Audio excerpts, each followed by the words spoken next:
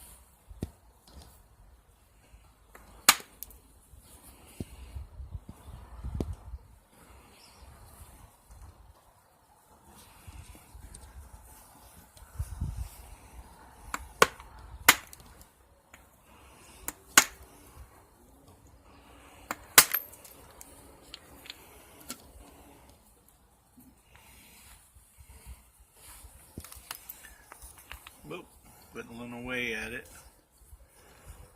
I'm going to do here, try to take about a big piece out of this side here, just straight into it.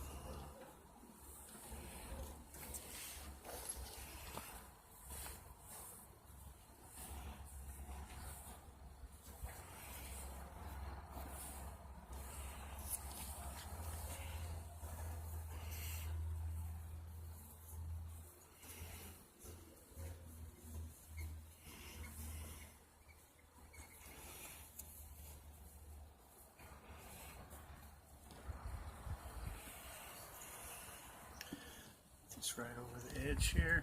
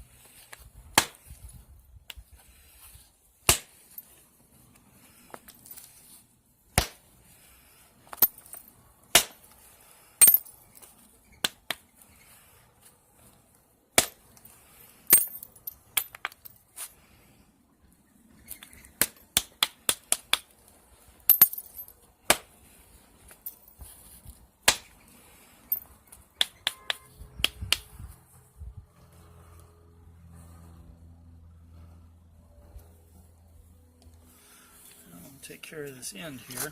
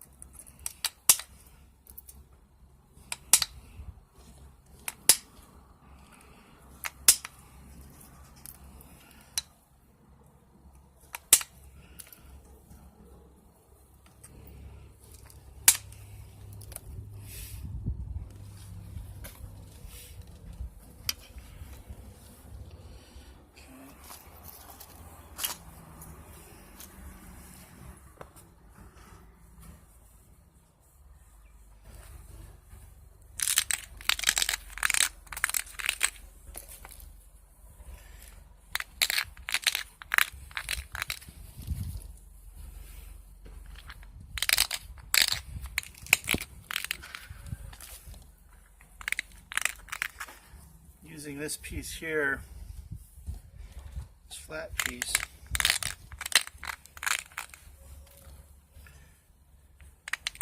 I'm only letting it take what it wants here. Okay, thin this out a little bit more. Actually, I'll go ahead and use this tool to thin it out a little more. Actually, well, no, because whole purpose today was to give myself some billet time, and that's what I want to do.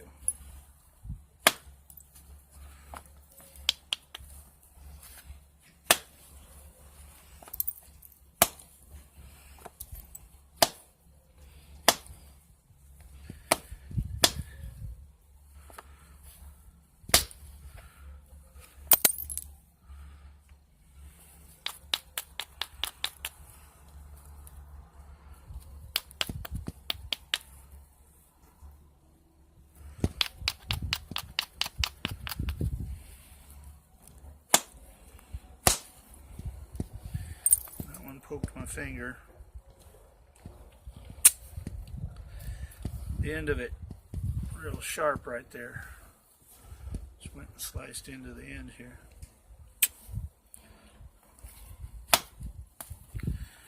It's okay if you're afraid of bleeding, flint napping ain't for you.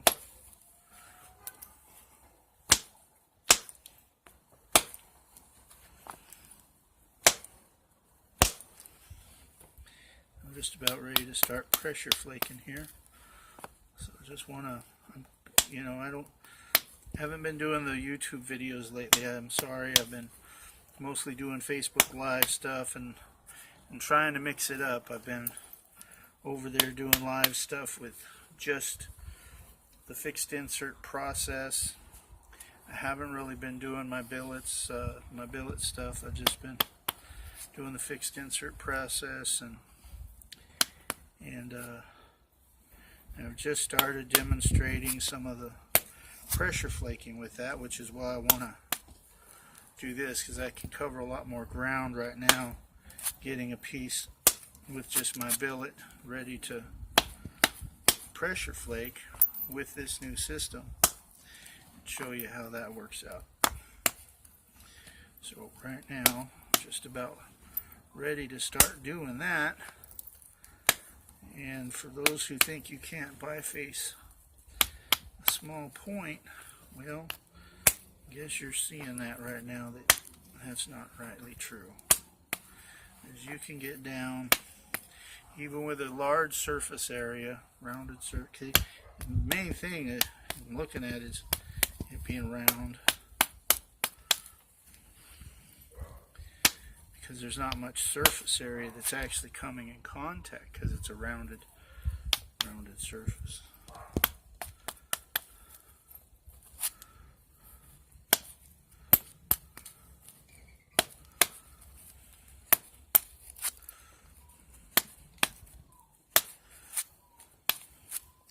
There's some things that it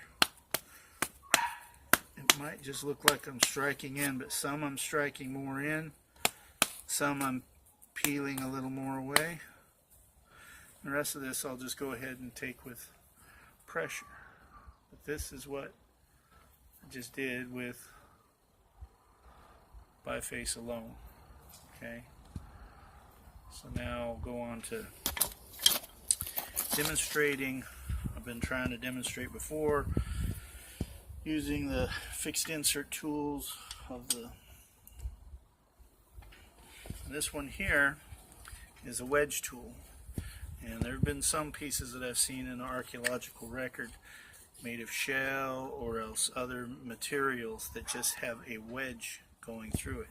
It's not really a circle that has had marring use going, but it actually looks to be like a wedge.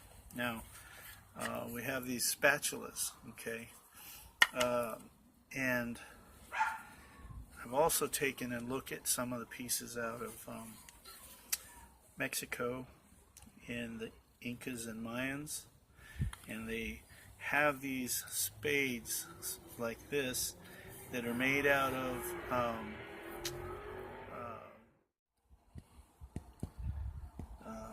jade.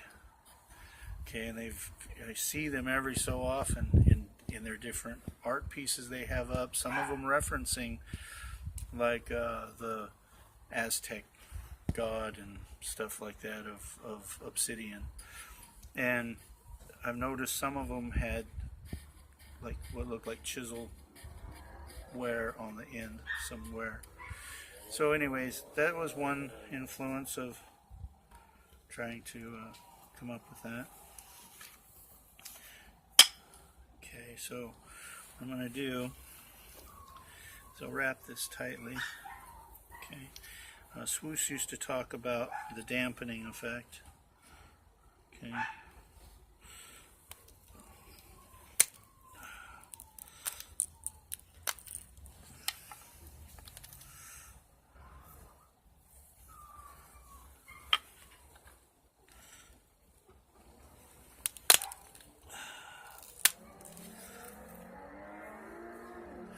See the flakes there. What I'm doing is I'm pushing in. I'm not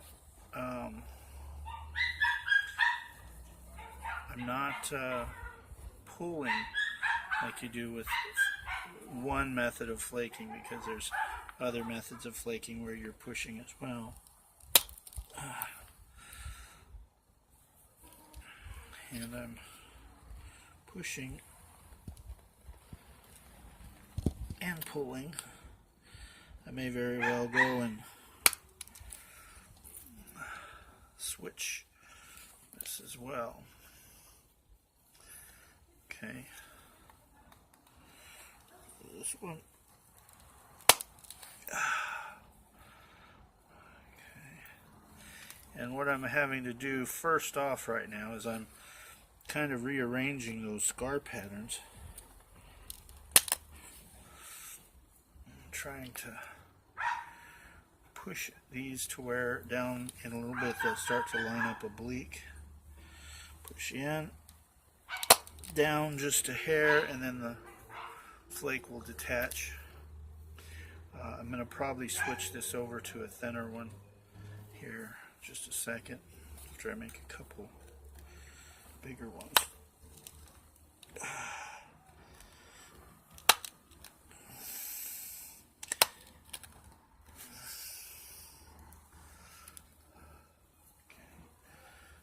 This one here. Let's see, I have another cloth around here somewhere.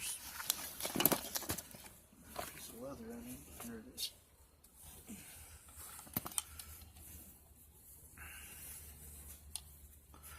It's got a bunch of soot on it. I was using my reverse channel earlier on the log. You can see slowly where some of that flaking is coming across there. Here in a second, after we start establishing a little bit more of these flakes, then it'll you can see that flake there, detached there. Those are the Swoose type flakes.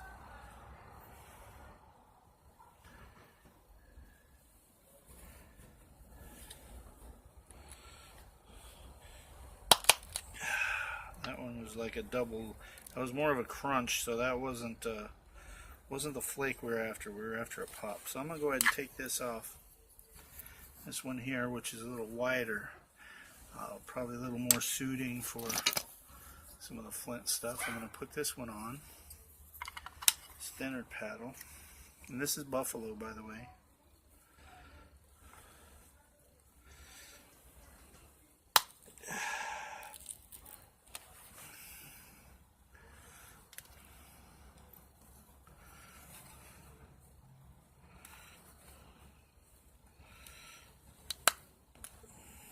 So I'm taking this guiding it to where I want to go.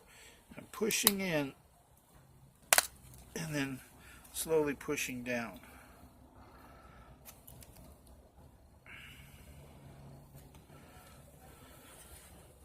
With this as well, so I'm just kind of looking at the side profile, see, like right here. So right now it's just kind of I'm throwing in some random, you know, but what I'm also doing is, if you notice, like here, okay, here's where I took the flake. It's kind of weird on this video being backwards. So there's the flake there. Okay, you can see the scar pattern here. Okay, it went all the way over here. And look at this little bitty picker that was left. And it terminated just to the other side. So that's what I'm trying to get, is my oblique flaking set up. And so I'm going point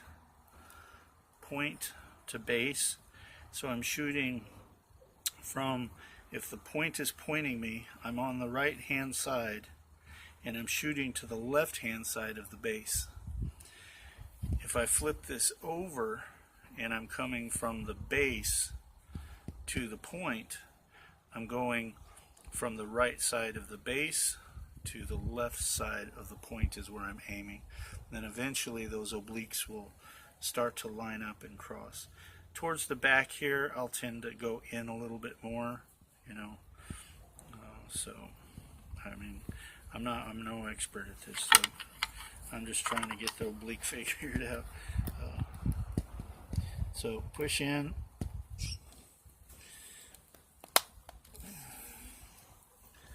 Pop that one across there.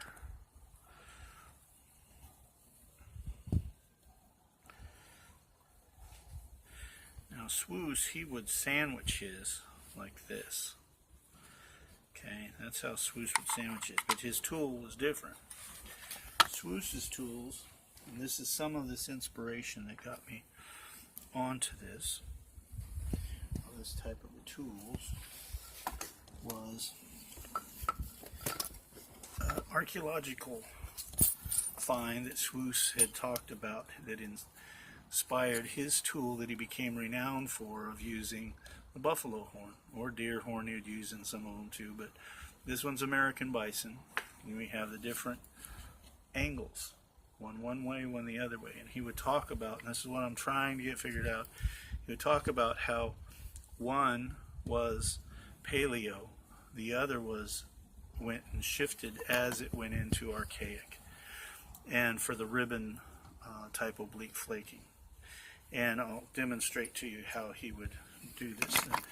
Now the direction would be going up one way for one style, or down from the base to the point for the other style. And he would point out the direction of the tears. I think they call them Z's, I don't know, but the tears, the arrows as to what they point. So he would put the point on here like this, use his thigh muscles that he would say was the engine, and then drive the flake, pushing, building up pressure and pushing to the side, and then drive those flakes. So these flakes that I'm trying to duplicate here, because I'm able to take the buffalo to the outside, these pieces here, you heat them and they'll straighten out. So I'm looking at the archaeological record of some pieces that could possibly have done that. Okay, so for this type of wedge or finishing to doing this, I'd said before, this process does everything. It does indirect percussion.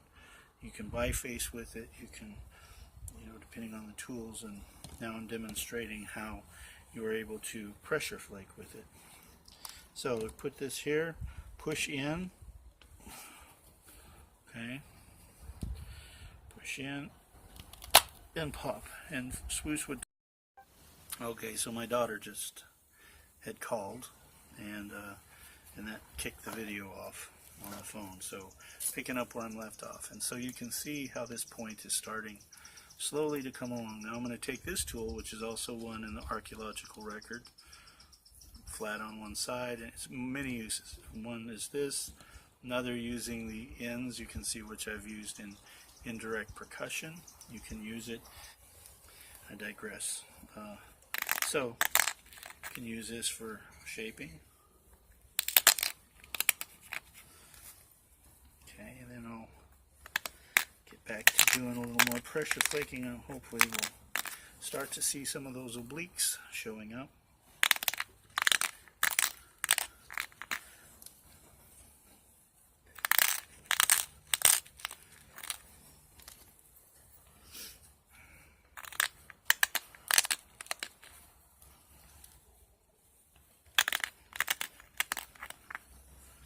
I guess this will be a two-parter. Okay, so that's there. Put the wedge tool back on. And I have wedge tools that are round as well. This works really well for this type of method.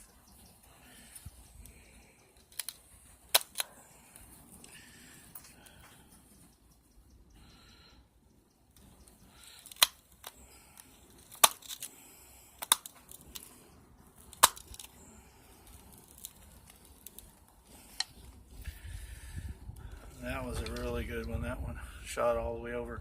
So if anybody's ever watched Swoose's videos, and he picks up those very fine, long pieces like that,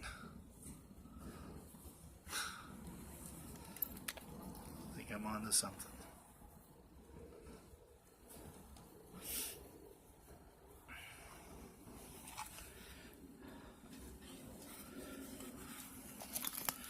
True this up just a little bit. Put my piece down, so I'll drop it.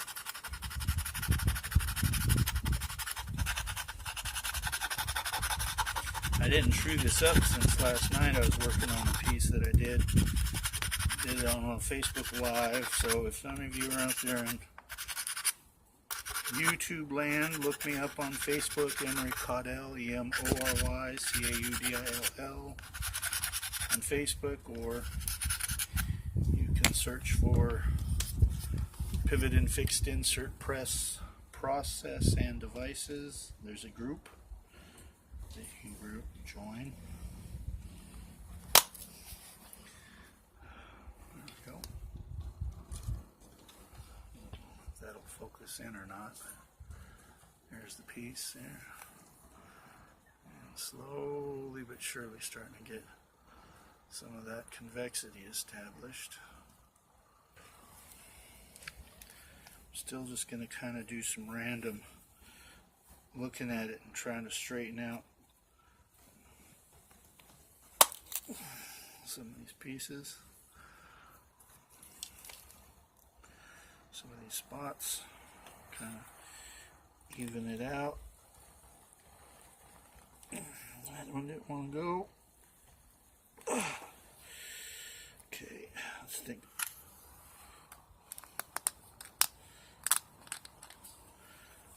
Anyways,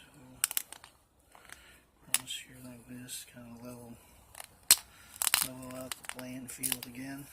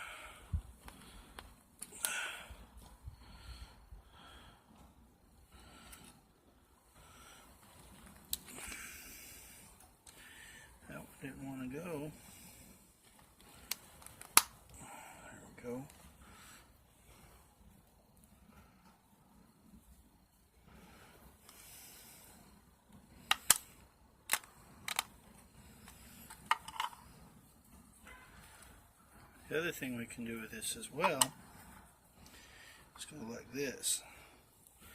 Put pressure in. So I'm holding it there with my finger and putting pressure in. Tap. Bam.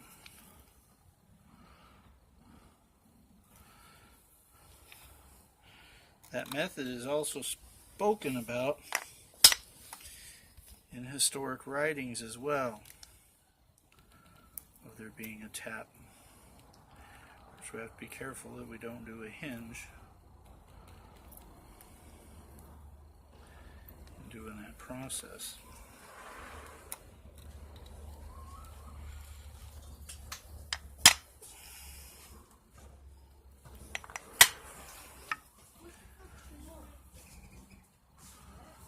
Okay, so just take this off, kind of set up some platforms here.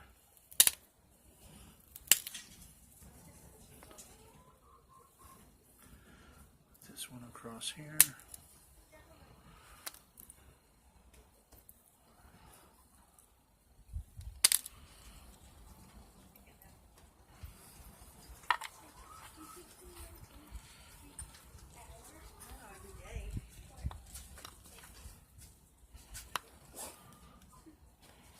That one there's got the, I had to prep this where it's wrapped around from that overshot over to this side here.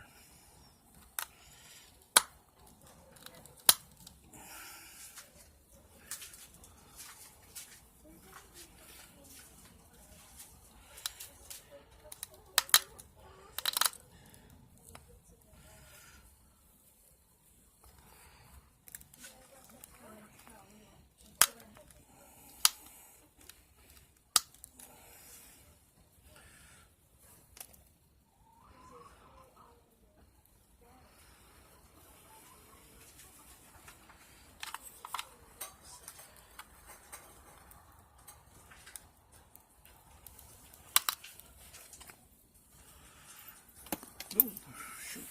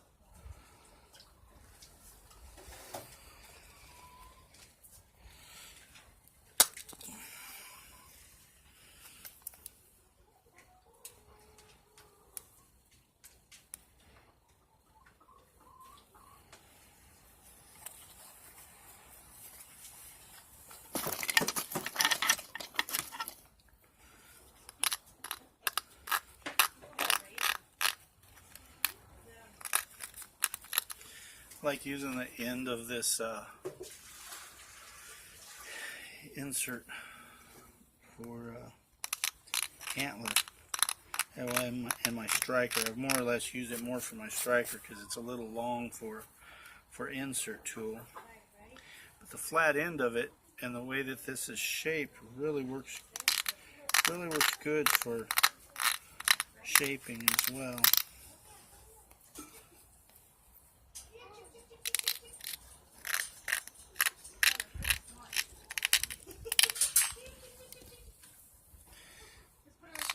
some nice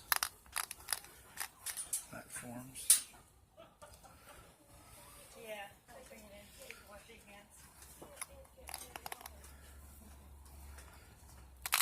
Now, depending on what I'm doing, I'll use a harder pad. With this type of flaking here, I'm using a softer pad.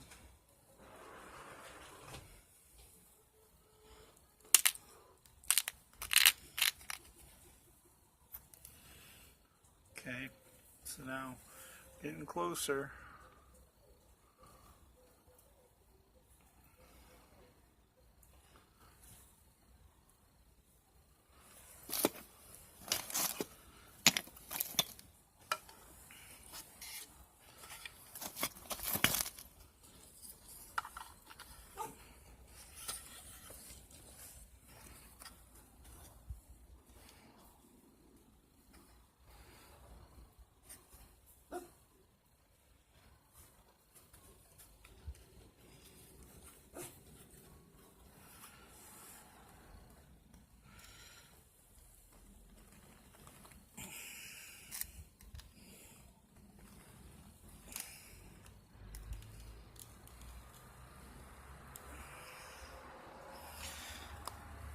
I don't know where I want to go.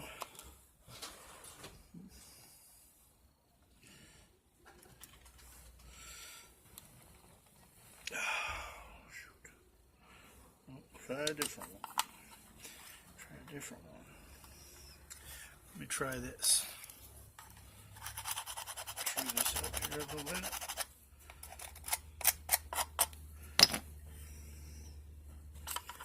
Back to that side there.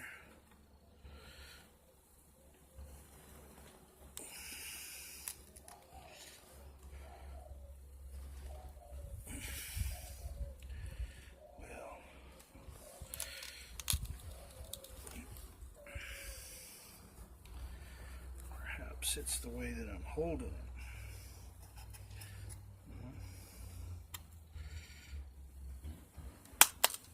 Yep.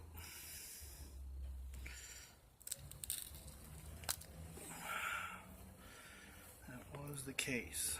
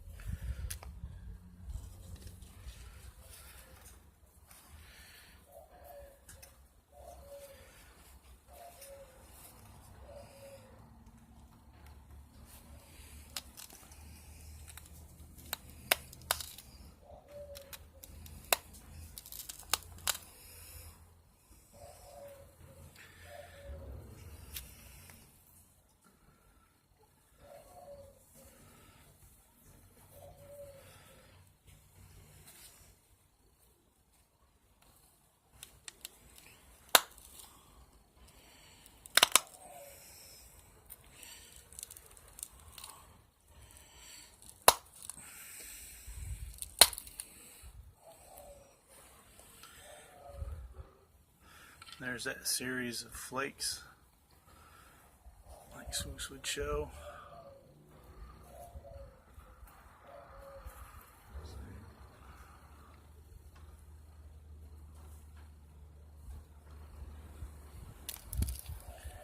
Just kind of going on down the line.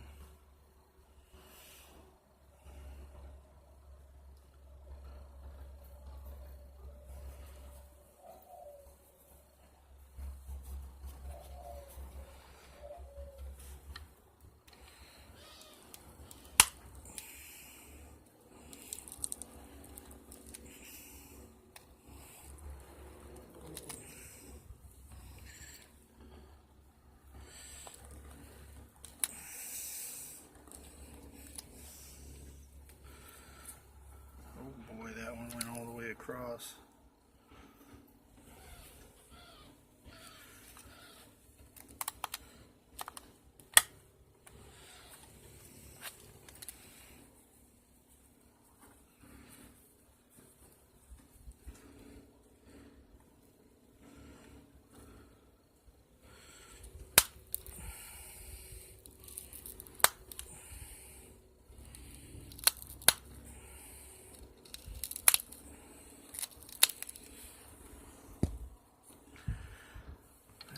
another series of flakes.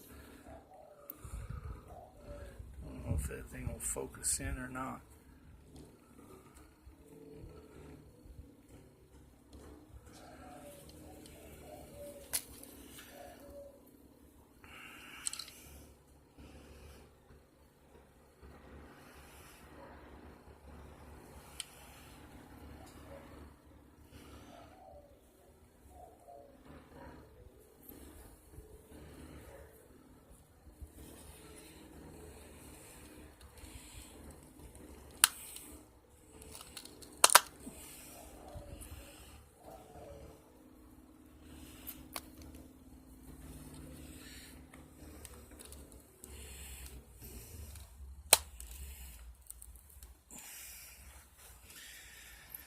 I think I'm gonna go ahead and notch this up and stop here.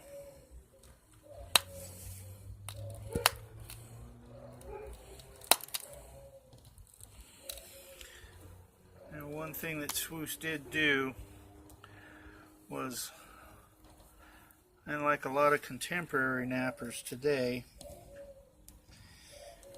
his finest work was flake over grind. And so I can't hold myself to too high of a standard doing this starting out. But I do hope over time,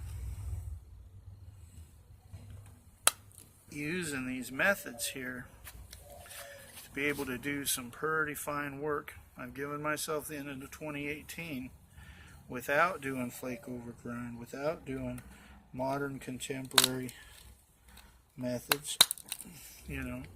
So sure, some of what I'm doing of picking pieces out of the archaeological record, making tools out of them, is speculation and conjecture, but that's what I think is needed a little more of, is people to jump out of the box and get creative with their minds. And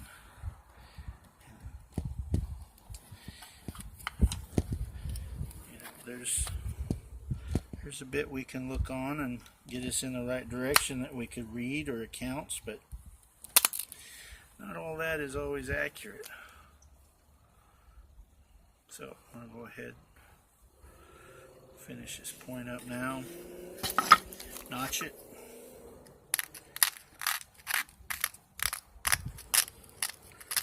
Just take a couple more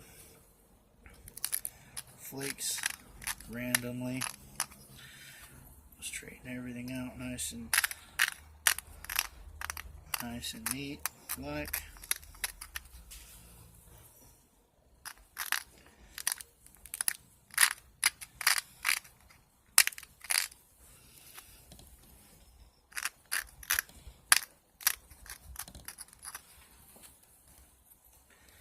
Towards the base here, I had a little bit of crumbling going on.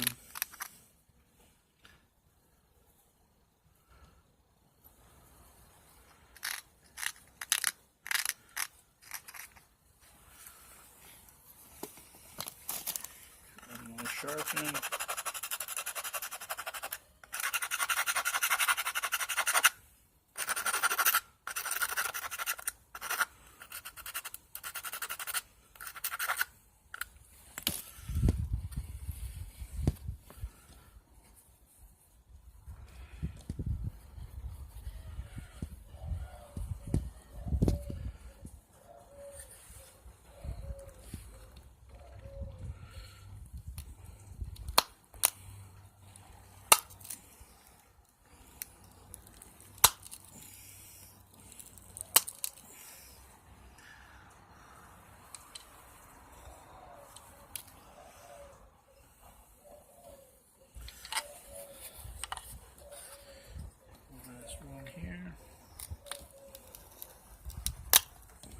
Oh, dang it. Broke that corner. Now, I'm going to have to do the side for the other one.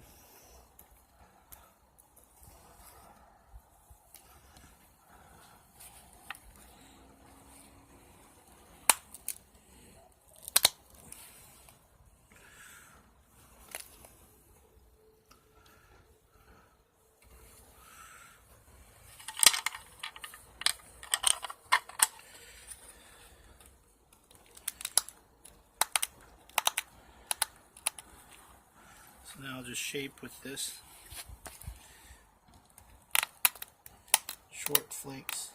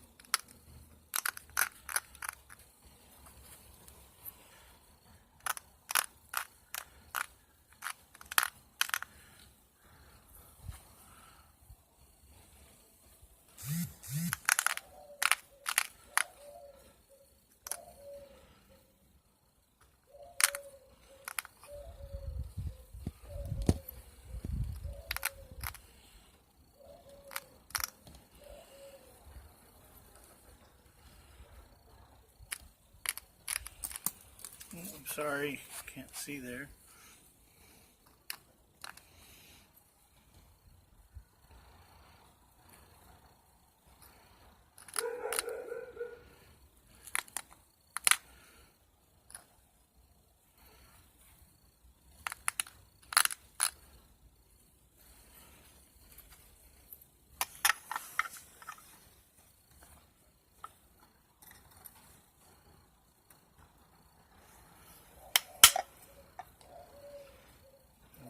Percussion.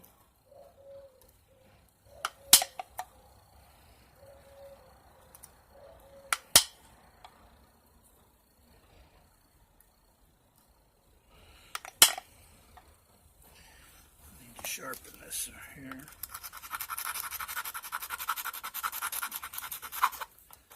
Put the ends in to where it's not gonna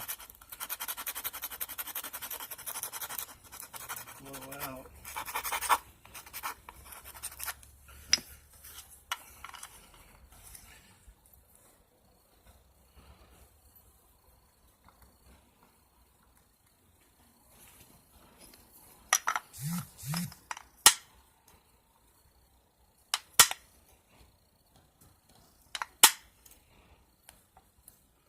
Little sea flake. They call those sea flakes. I keep falling off to show you, but because they look like little seas.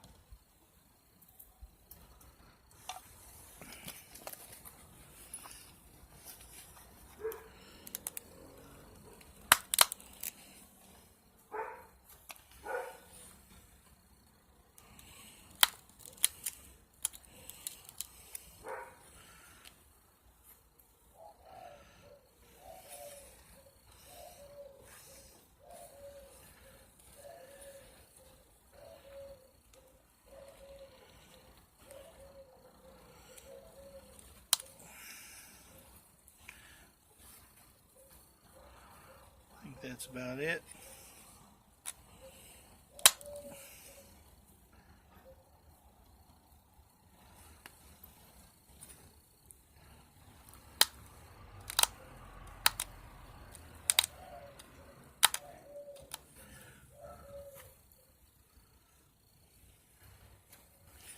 Do a little micro flaking here right along the base.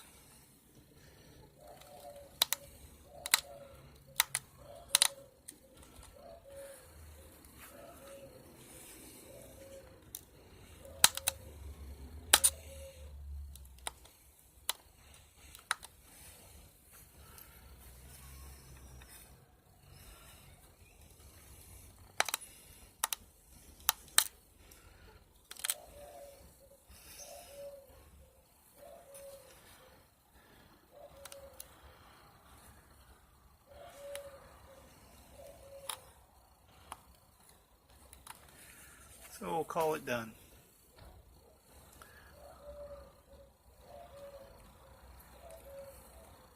It's got a little bit of the